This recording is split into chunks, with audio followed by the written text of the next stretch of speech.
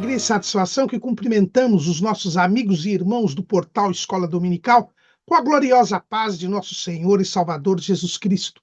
Estamos dando início a mais uma pré-aula, esta ferramenta que o portal Escola Dominical disponibiliza no início da semana, para que os irmãos possam melhor preparar a sua aula da Escola Bíblica Dominical. Leiam a revista das lições bíblicas, assistam a esta pré-aula, leiam o nosso texto de apoio que nós publicamos no site do portal Escola Dominical, portalebd.org.br. Nós não seguimos o texto da revista. A nossa proposta aqui é trazer subsídios complementares aos amados irmãos. E isso pode trazer alguma dificuldade para o acompanhamento do raciocínio. Mas se o irmão for ao nosso texto de apoio, aos slides, o irmão terá aí a sequência do nosso pensamento. Além do nosso texto de apoio, o portal Escola Dominical disponibiliza 5 ou 6 outros textos de apoio da classe dos adultos. O portal Escola Dominical também publica textos de apoio, videoaulas e dinâmicas de todas as faixas etárias do currículo da Casa Publicadora das Assembleias de Deus e de outros currículos de Escola Bíblica Dominical. Durante a semana, disponibilizamos também breves comentários em áudio das leituras diárias, sugeridas na revista das lições bíblicas. Os irmãos terão a oportunidade de ter um momento devocional e ainda obter maiores informações para a sua aula. No sábado à noite, às 19 horas, horário de Brasília, nós transmitimos ao vivo o estudo preparatório dos professores e amigos da Escola Bíblica Dominical da Igreja Evangélica Assembleia de Deus, Ministério do Belém, na sede aqui em São Paulo. O irmão terá a oportunidade, tanto presencialmente quanto online, de elucidar as suas últimas dúvidas antes da aula. A reunião é aberta a todos os que amam a palavra de Deus. Mas tudo isso é apenas a preparação da Escola Bíblica Dominical. Ela somente se realiza quando o povo do Senhor vai à casa do Senhor, no dia do Senhor, para estudar a palavra do Senhor. Neste quarto trimestre de 2024, nós estamos estudando o tema As Promessas de Deus. Confie e viva as bênçãos do Senhor, porque fiel é o que prometeu. O nosso comentarista é o pastor Elinaldo Renovato de Lima, que é o pastor jubilado de Parnamirim, no Rio Grande do Norte, e membro da Comissão de Apologética da Convenção Geral das Assembleias de Deus no Brasil.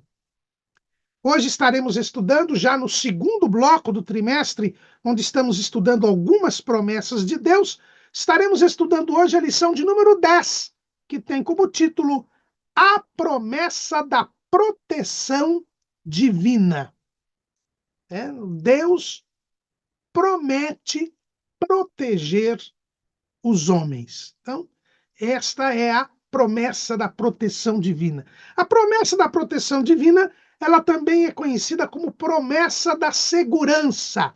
Inclusive, em 2007, quando nós também estudamos as promessas de Deus, a lição correspondente à de hoje tinha como título a promessa da segurança para um mundo inseguro.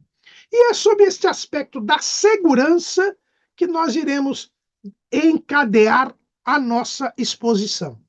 A promessa da proteção divina ou promessa da segurança. A proteção gera segurança. E o que é segurança? Se nós formos ao dicionário, nós vamos ver que segurança é a ação ou efeito de tornar seguro, é estabilidade, é firmeza, é assegurar e garantir alguma coisa.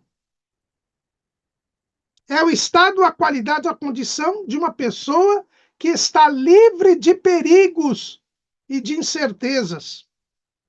É o estado ou condição daquele que é firme, inabalável. Segurança é uma situação em que não há nada a temer. Segurança é certeza, convicção.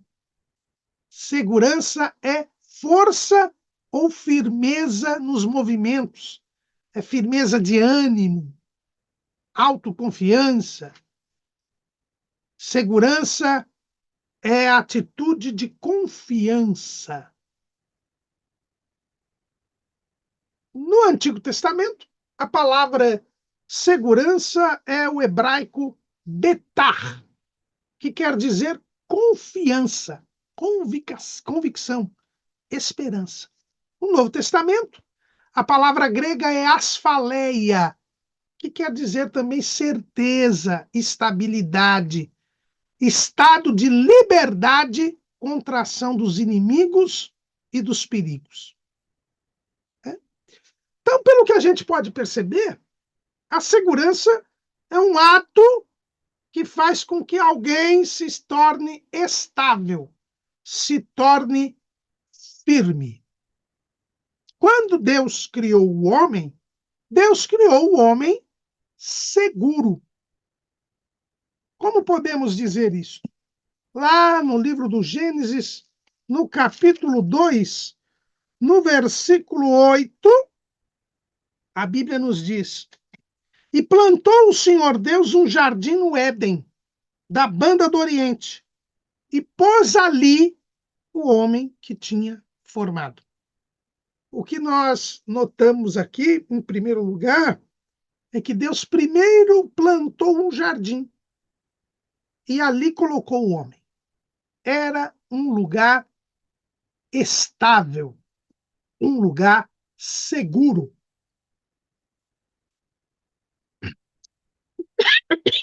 Tanto que Deus se preocupou em gerar um ambiente que era extremamente benéfico ao homem. No versículo 9 desse capítulo 2, diz assim: E o Senhor Deus fez brotar da terra toda árvore agradável à vista e boa para a comida, e a árvore da vida no meio do jardim, e a árvore da ciência do bem e do mal. E saía um rio do Éden para regar o jardim, e dali se dividia e se tornava em 4 braços. E tomou o Senhor Deus o homem e o pôs no jardim do Éden para o lavrar e o guardar. Então, os irmãos percebam que quando Deus colocou o homem no jardim, antes de colocar o homem no jardim, Deus já tomou todas as condições para que o homem tivesse plena estabilidade, para que o homem tivesse total segurança. Por quê? Porque Deus se preocupou com o aspecto emocional e psicológico do homem. Ele colocou no jardim toda árvore agradável à vista. O homem, quando olhava para a vegetação do jardim do Éden, ele sentia paz, tranquilidade, era algo que lhe fazia bem à mente. Nós bem sabemos isso. Nós trabalhamos numa cidade onde havia muitos problemas, né? E tinha dias que eu ficava com a cabeça quente, mas havia ali, era uma cidade litorânea, e havia ali toda uma paisagem belíssima, e vez por outra eu pedia para que um dos meus auxiliares me levasse, e eu ficava 1 hora num lugar, observando ali a mata, o mar, e aquilo ali me tranquilizava, aquilo ali me trazia um sossego. Foi isso que Deus estabeleceu para o homem. Ele tinha toda a árvore agradável à vista. Então ele não tinha nenhum temor, ele não tinha nenhum estresse, ele tinha uma situação de tranquilidade, de firmeza. E essa situação de tranquilidade e firmeza, como nós vimos, este estado de estabilidade é a segurança. Mas Deus também lhe dava toda árvore boa para a comida. O homem, ele comia do bom e do melhor, sem precisar trabalhar para comer. Ele trabalhava. Nós lemos aqui que o Senhor o colocou no jardim para o lavrar e o guardar. Então ele trabalhava, mas este trabalho não era necessário à sua sobrevivência. Por quê? Porque Deus já lhe providenciara toda árvore boa para comida. Então o homem não precisava se esforçar, trabalhar, esperar o começo do mês para receber, para pagar a comida. Não. Como hoje nós dissemos, não precisa trabalhar durante o dia para garantir o jantar.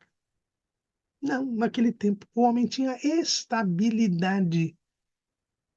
Estava livre das necessidades, estava livre dos problemas, porque Deus assim o quis.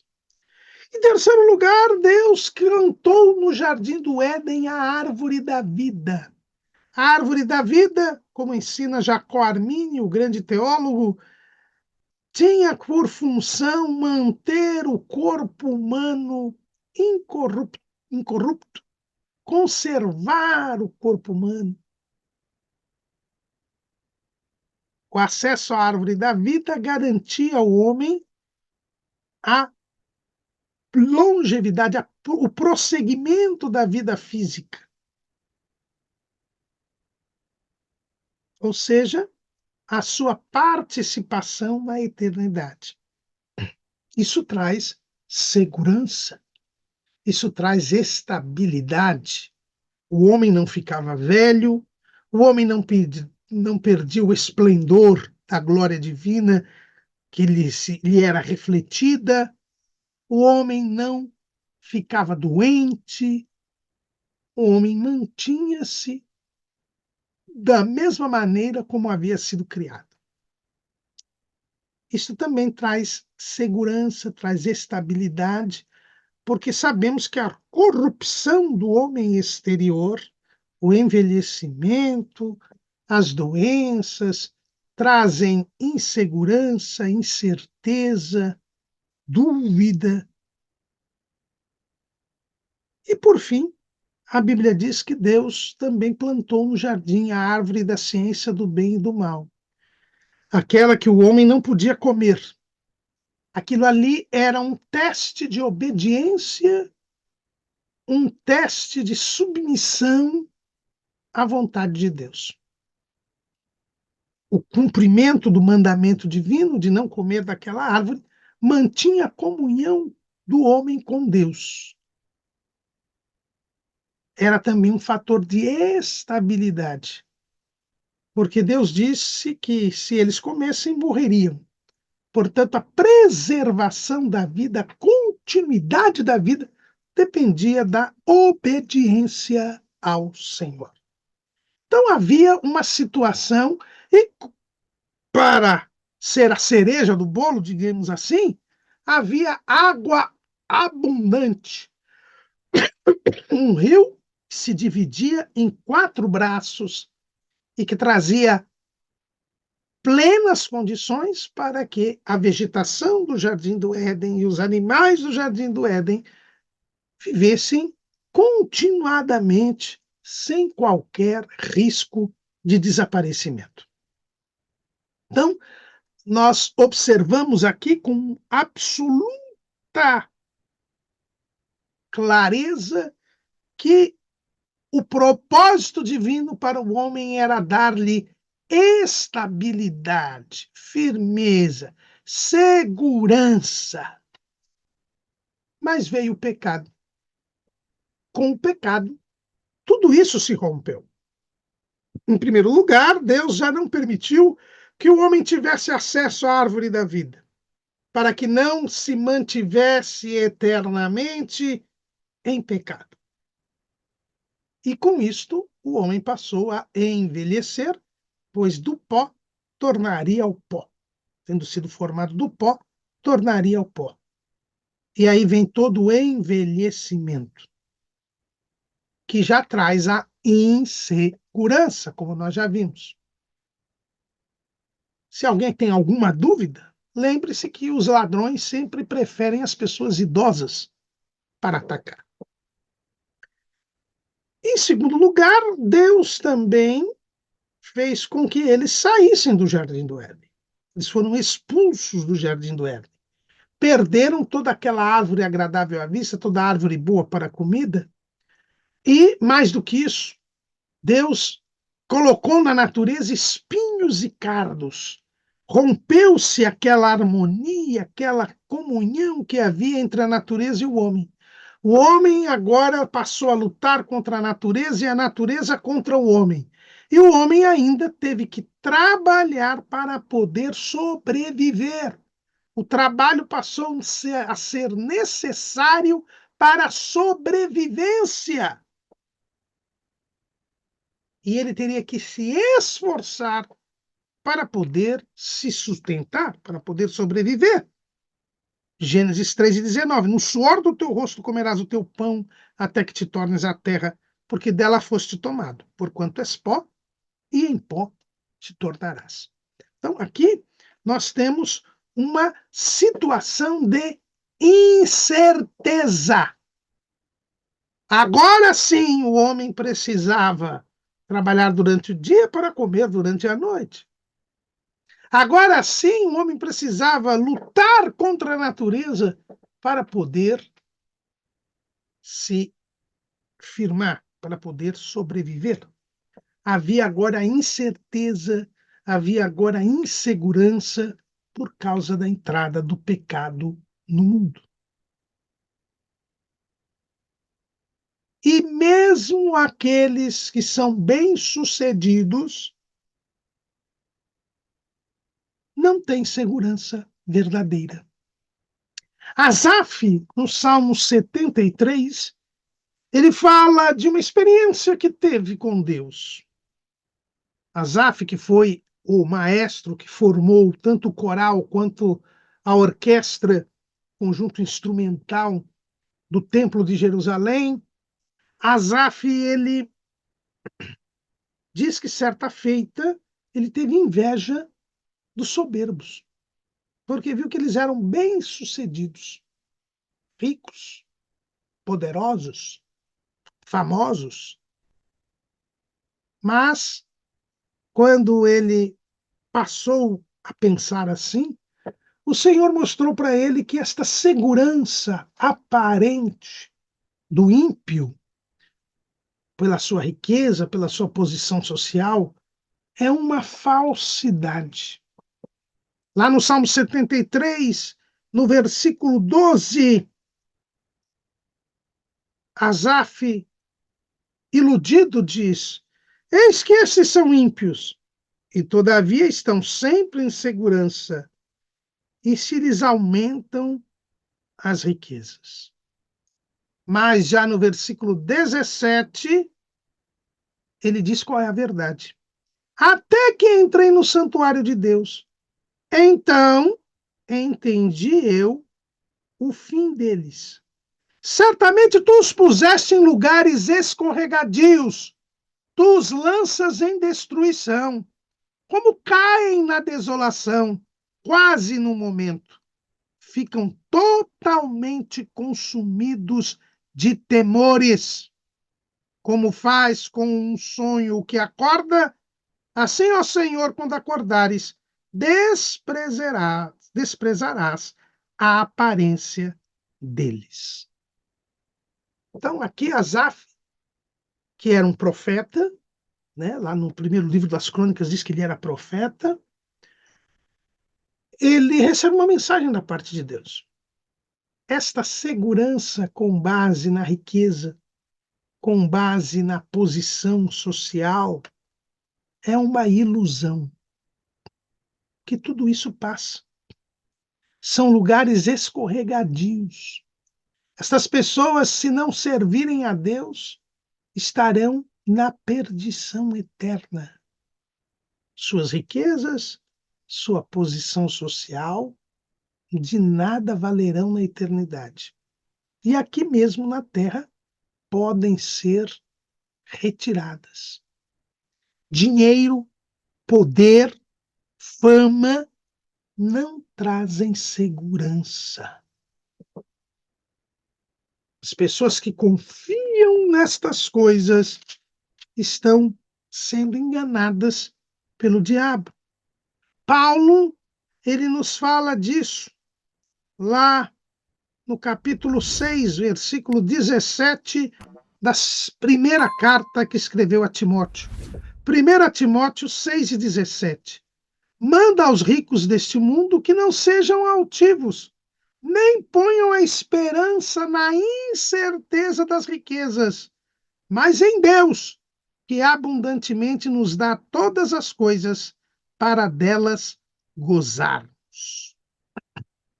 Que façam o bem, enriqueçam em boas obras, repartam de boa mente e sejam comunicáveis, que entesourem para si mesmos um bom fundamento para o futuro, para que possam alcançar a vida eterna. Confiar nas riquezas é ilusório. Não traz segurança. No mundo do pecado não há segurança.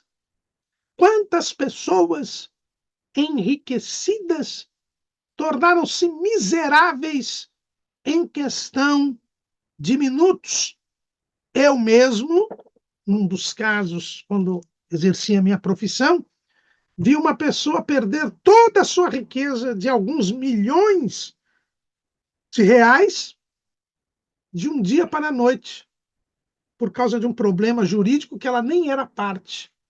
E todos os seus recursos desapareceram literalmente numa noite. Por quê? Porque a riqueza não traz segurança. Ao contrário, a Bíblia diz que a riqueza é incerta, é instável. Tomemos cuidado. Tomemos cuidado. Não é nas riquezas, nem nas coisas desta vida, nem no poder que nós temos segurança. Outro dia, aqui numa outra aula, nós já falamos sobre os ditadores.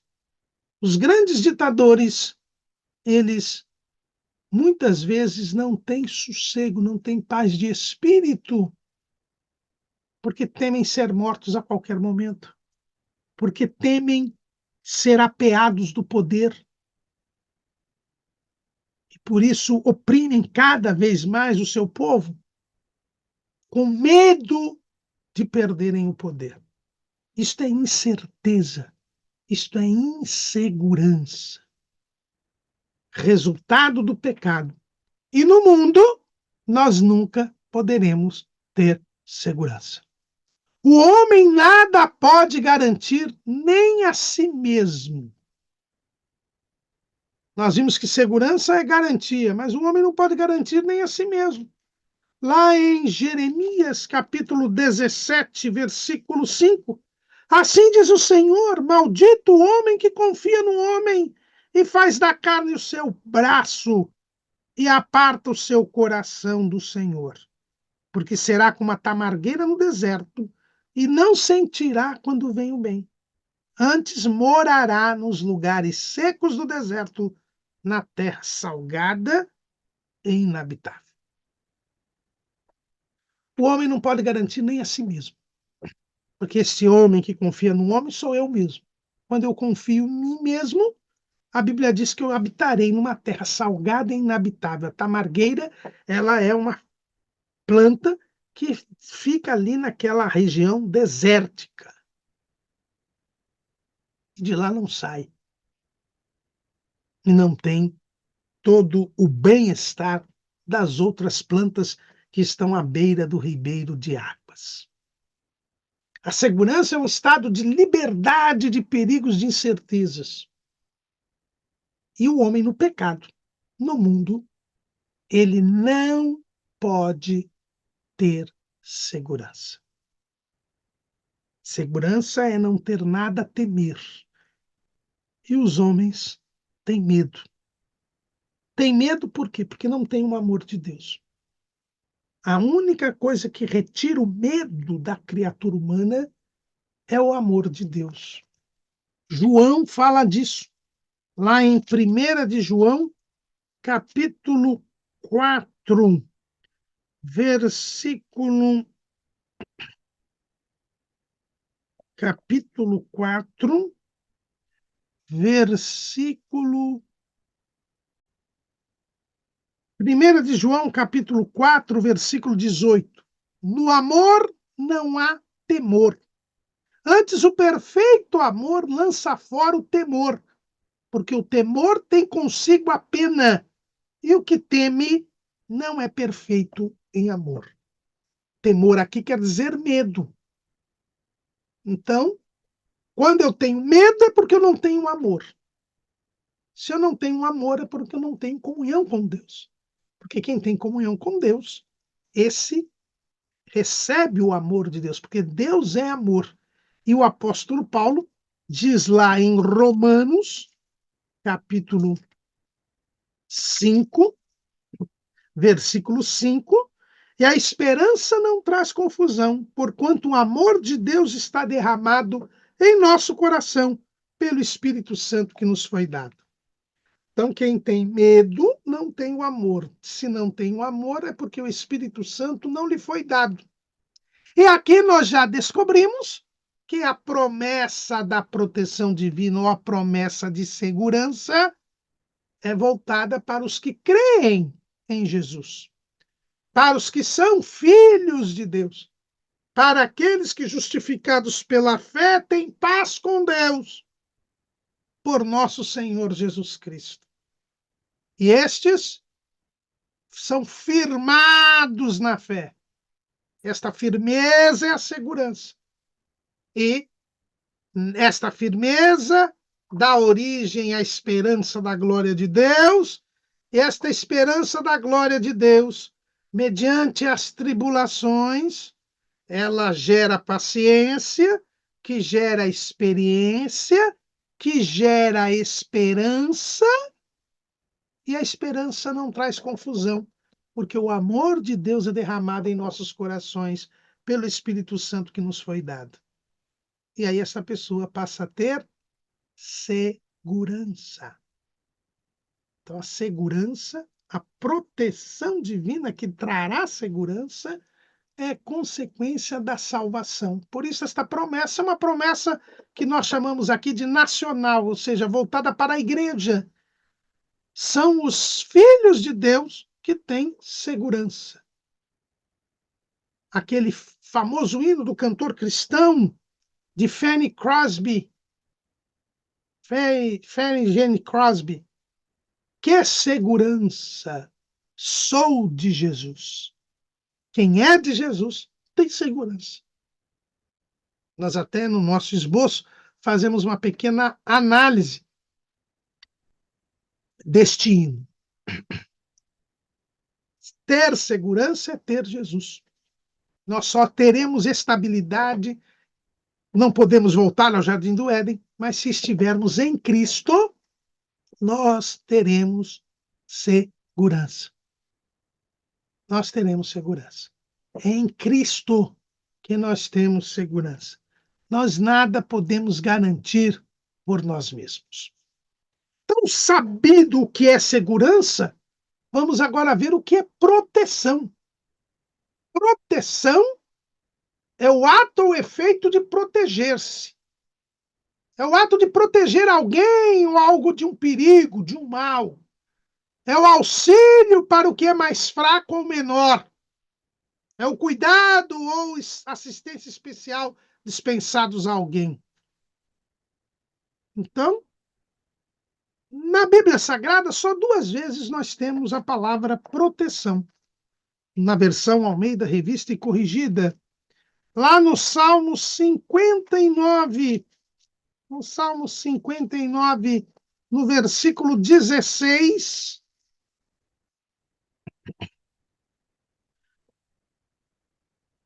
Salmo 59, versículo 16. Eu, porém, cantarei a tua força. Pela manhã, louvarei com alegria a tua misericórdia. Porque tu foste o meu alto refúgio e proteção no dia da minha angústia. Aqui é um salmo, um mictão de Davi. O que é o mictão? Mictão é um salmo que, dizem os estudiosos, né, a palavra mictão quer dizer inscrição, algo precioso. Então eram salmos considerados tão importantes que eram como que escritos com mais veemência, né, e com maior frequência. Então, Davi, ele quer dar esse realce. O Senhor é o nosso alto refúgio. Ele é a proteção no dia da minha angústia. E aqui nós entendemos o quê? Que proteção é colocar num lugar de segurança. E nós estamos no mundo. Por isso que Deus promete proteção. Porque Ele quer nos dar segurança. E nós estamos no mundo. E o mundo está no maligno. O mundo é um lugar escorregadio, como disse Asaf. E por isso nós precisamos ser guardados. Deus precisa nos guardar para que, em meio a este mundo, embora estejamos no mundo, nós não somos do mundo. E uma das provas que nós não somos do mundo é que o Senhor nos ampara. O Senhor é o nosso refúgio no dia da angústia. O que é angústia? Angústia é aquela situação, aquele aperto no coração em razão das contrariedades, das contradições, das adversidades que nós temos no mundo. Nós já falamos isso numa aula passada, que por estarmos no mundo nós temos aflições. Jesus disse, no mundo tereis aflições. Nós somos atacados pelo mundo. Nós temos de lutar contra o mundo. O maligno vem contra nós, mas o Senhor promete nos proteger. Ele é, como diz o Salmo 46, Deus é o nosso refúgio e fortaleza, socorro bem presente na angústia. É o que Davi está dizendo aqui. Tu foste o meu alto refúgio e proteção no dia da minha angústia. O Senhor é o lugar onde nós nos escondemos. Ele é o nosso esconderijo.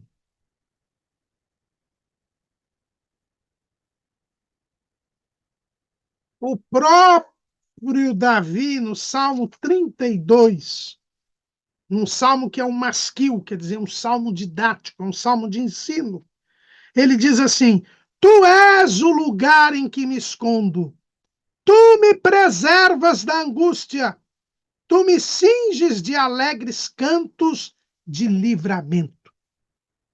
Irmãos, nós estamos sujeitos a cada dia aos perigos deste mundo.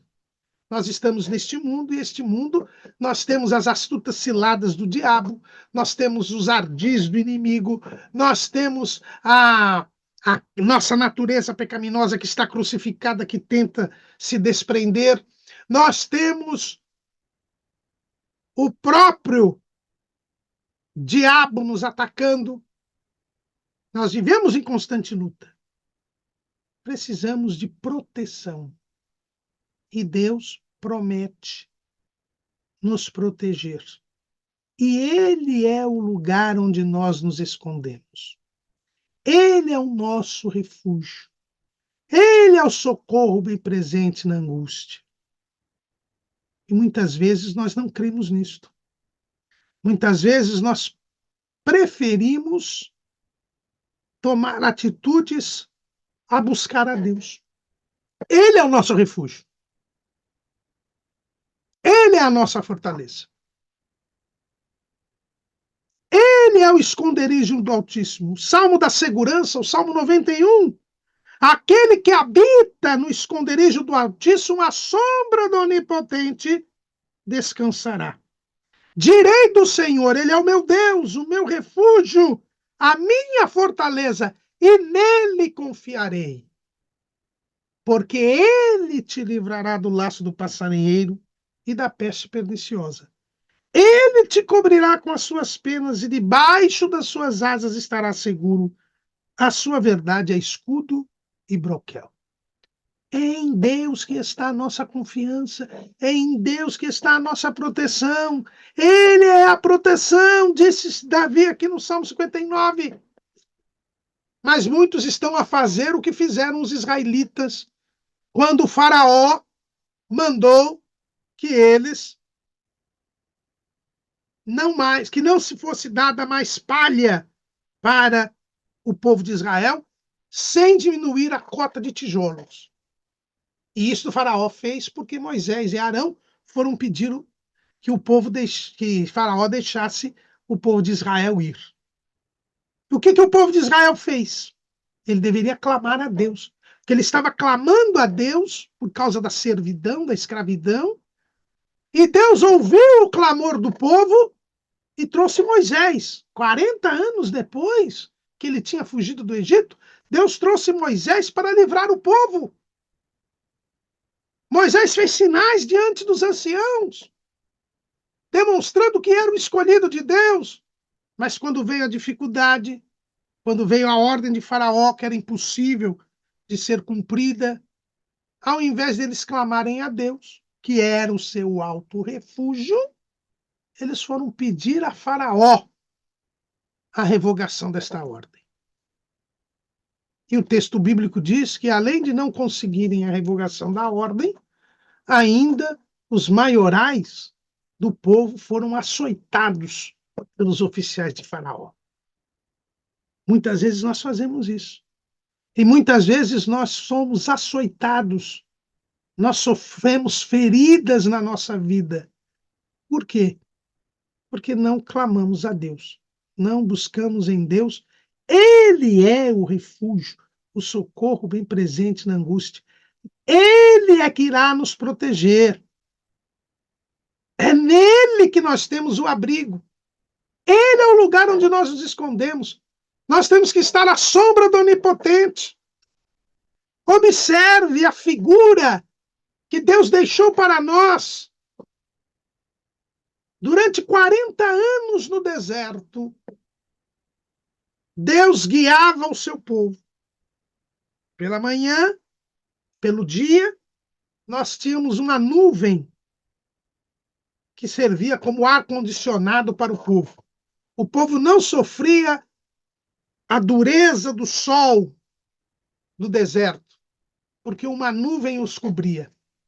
E à noite, quando o deserto é extremamente frio, esta nuvem se tornava numa coluna de fogo. E o povo também não passava frio. Quando o povo estava debaixo da proteção de Deus. Lá no livro do Êxodo, no capítulo 40,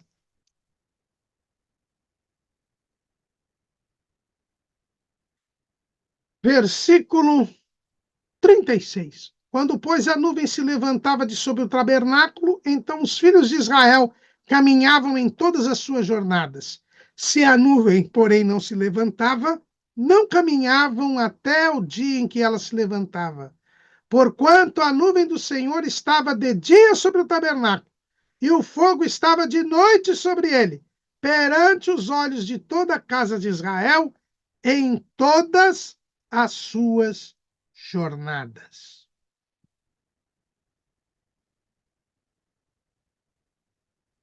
No livro de Números, isto é repetido também. A nuvem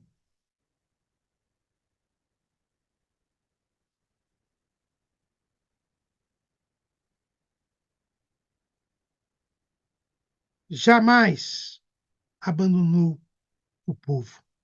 Lá em Números, capítulo 9, do versículo 15 em diante, os irmãos veem ali que a nuvem sempre esteve com eles, guiando o povo, dirigindo o povo, guardando o povo. Todos os momentos. Mas a palavra proteção também se encontra lá no livro de Isaías, capítulo 4, versículo 5. Isaías, capítulo 4, versículo 5, que nos diz o seguinte: Criará o Senhor sobre toda a habitação do monte de Sião e sobre as suas congregações uma nuvem de dia e uma fumaça e um resplendor de fogo chamejante de noite, porque sobre toda a glória haverá proteção. Aqui o profeta Isaías promete o revigorar da nuvem e da coluna de fogo. Isso na época do milênio. Para quê? Para que haja proteção. Aqui o profeta confirma o que a gente acabou de falar, que a nuvem e a coluna de fogo eram para a proteção do povo. Era a mão do Senhor protegendo o povo. Agora, eu preciso estar debaixo das asas do Senhor. Eu preciso estar debaixo da nuvem e da coluna de fogo. Eu preciso estar na direção de Deus. Eu preciso estar sendo guiado pelo Senhor. A promessa da proteção divina é uma promessa para o povo de Deus, para a igreja. Uma promessa para a igreja. Mas é uma promessa condicional. Eu preciso tomar cuidado. Eu preciso estar debaixo das tuas asas estará seguro. Só se eu estiver no caminho de Deus, debaixo da mão de Deus, e isso exige obediência. O povo olhava para a nuvem, quando a nuvem se levantava, eles partiam. Fosse de dia, fosse de noite. Aí não seria a nuvem, seria a coluna de fogo. Eles andavam, paravam, partiam conforme a orientação divina. Por isso estavam seguros.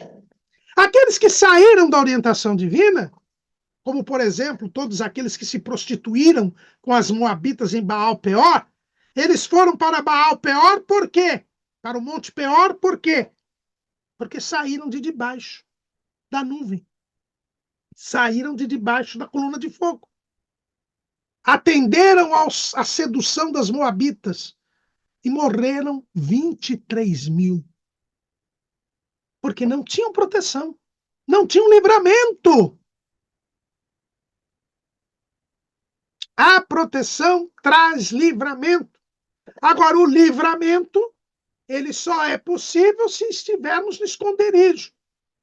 Os irmãos conhecem bem aí a situação aflitiva que vivem hoje os israelenses, né? Com aquele problema ali do Hamas, do Hezbollah, onde eles lançam foguetes. Eu tenho uma cunhada que trabalhou numa empresa israelense e fez estágio lá, 2 períodos. E uma das vezes ela ouviu as sirenes, e quando se tocam as sirenes, é porque está havendo um ataque de foguetes, as pessoas têm que ir para o abrigo. Para o abrigo, e só lá no abrigo é que eles têm segurança. Então as pessoas têm que correr para o abrigo. Senão, correm o risco de serem atingidos pelos foguetes lançados por essas organizações terroristas. Nós temos que estar no abrigo, que é o Senhor. Nós temos que buscar a Deus, estar em comunhão com Ele, sem o que não haverá livramento. E aqui é até algo que eu não coloquei no nosso texto de apoio, mas eu li recentemente um livro que me causou muita... Eu nem sei se ele está aqui. Não, não está aqui à vista, mas um livro que me causou muito impacto, de uma irmã lá do Rio de Janeiro, que foi a tese de doutorado dela, Traficantes Evangélicos.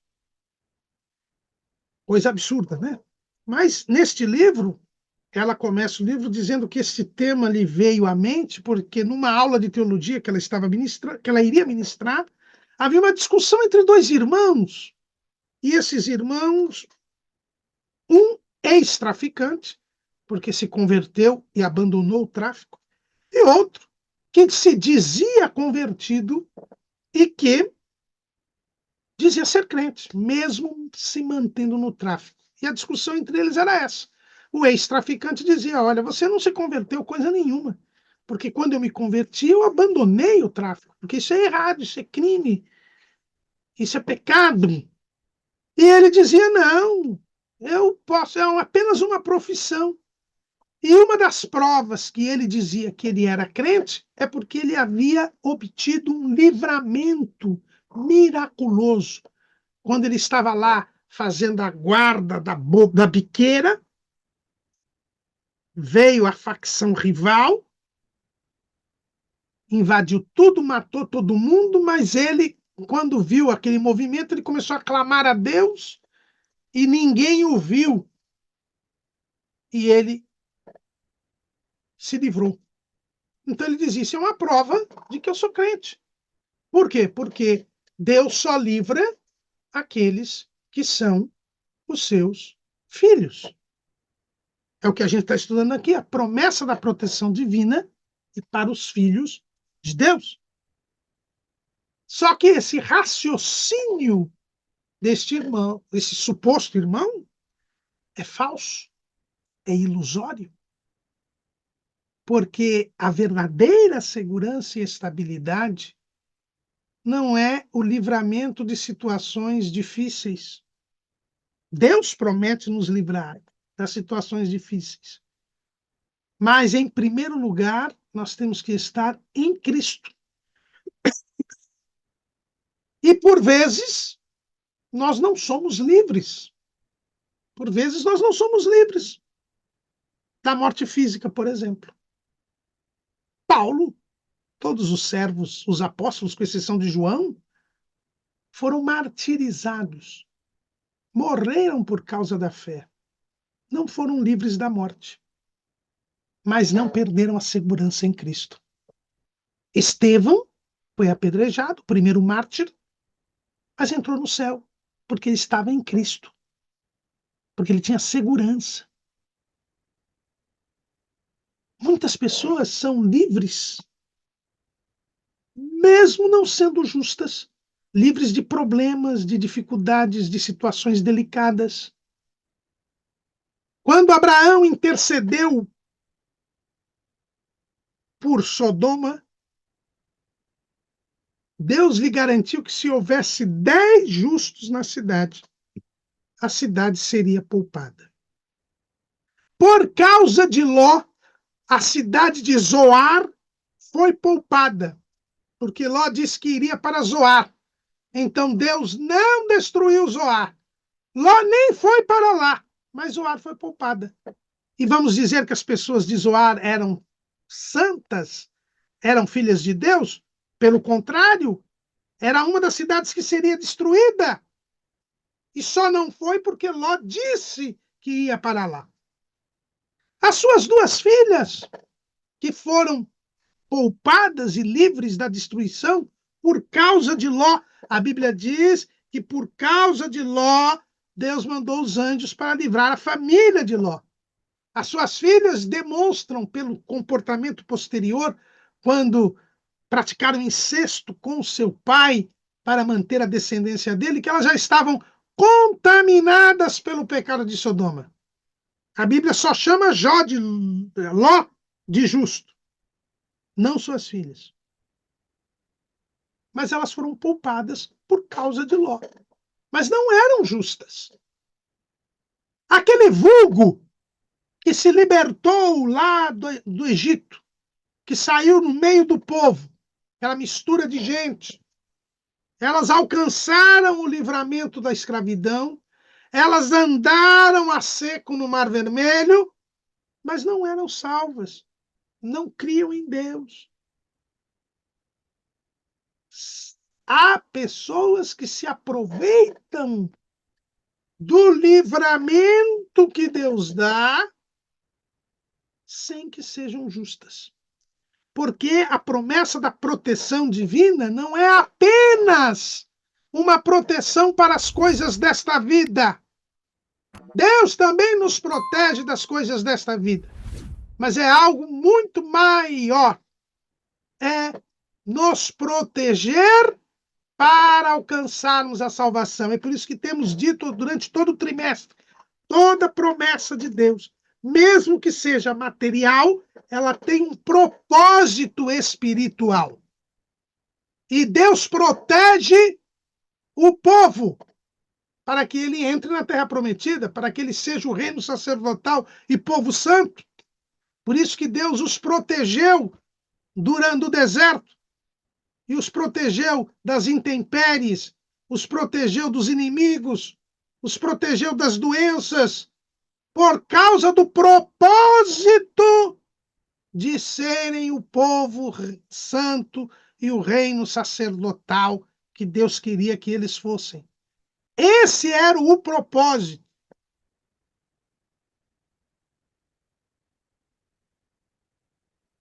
Deus nos protege, nos preserva das situações adversas, das calamidades, das adversidades, para que eu e você sejamos testemunhas dele em Jerusalém, Judéia, Samaria, até os confins da terra. Porque quando uma pessoa está servindo a Deus e trazem, como um caso que nós falamos outro dia, né, do pastor, o saudoso pastor Lurival Dias Vilela, que em evangelização no interior do estado de São Paulo, ele vai a uma casa e as pessoas deliberadamente envenenam a sua comida. E ele come e nada acontece. Por quê? Que Deus o livra da morte. É para que aquelas almas fossem ganhas para Jesus. Para que ele continuasse a pregar o evangelho. Por que aquela víbora picou Paulo e nada lhe aconteceu? Porque Deus queria que ele pregasse o evangelho em Roma e, muito provavelmente, depois também fosse enviado pela Igreja de Roma como missionário na Espanha. Queridos e amados irmãos, a proteção divina, o livramento, não é apenas de coisas físicas ou deste mundo. É mais do que isto. É nos dar um abrigo para que enfrentemos as aflições deste mundo, para fazermos a glória de Deus. É por isso que nós não podemos confundir a promessa da proteção divina com um atrevimento. O diabo tentou enganar Jesus neste quesito. Lá em Mateus, capítulo 4, na tentação no deserto, o diabo fez esse teste.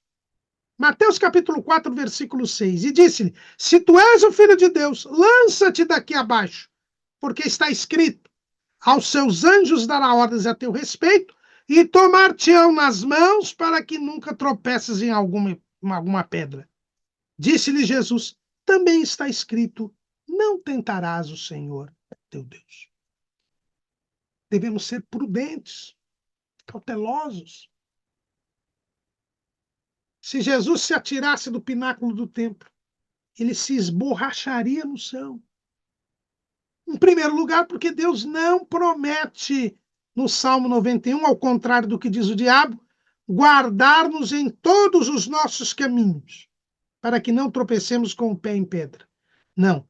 Deus promete nos proteger nos caminhos dele. Se você estiver debaixo das suas mãos, então você estará seguro. E aquele caminho do pináculo do templo até o chão não era de Deus, era do diabo. Então Deus não tinha nenhum compromisso em proteger a Jesus se ele dali se lançasse. E nós não devemos tentar a Deus. Foi o que fez o povo em Massá e Meribá. Eles disseram: Está o Senhor no meio de nós ou não? Eles exigiam água, desafiando a Deus. Deus mandou água para eles. Mas Deus não se agradou do que eles fizeram, porque eles endureceram seu coração, como disse o Senhor. E logo em seguida tiveram aquele problema com Amaleque,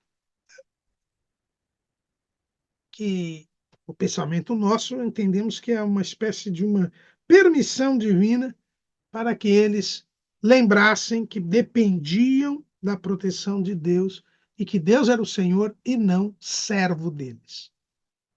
Então, cuidado, não seja atrevido. Não arrume uma confusão e depois ache que Deus vai livrá-lo se você entrou nesta confusão por conta própria, sem a direção de Deus. Cuidado. Deus é o nosso refúgio, socorro bem presente na angústia. Agora, esta angústia é resultado desta luta entre o mundo e a igreja, entre o diabo e a igreja, entre a carne e a igreja. Não é resultado de uma provocação indevida do servo de Deus. Deus fez o homem em segurança. Deus quer o homem em segurança. Para nos colocar em segurança, ele nos protege.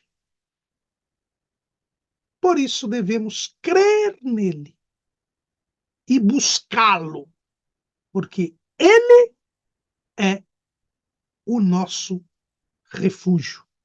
Ele é a proteção no dia da nossa angústia. Amém.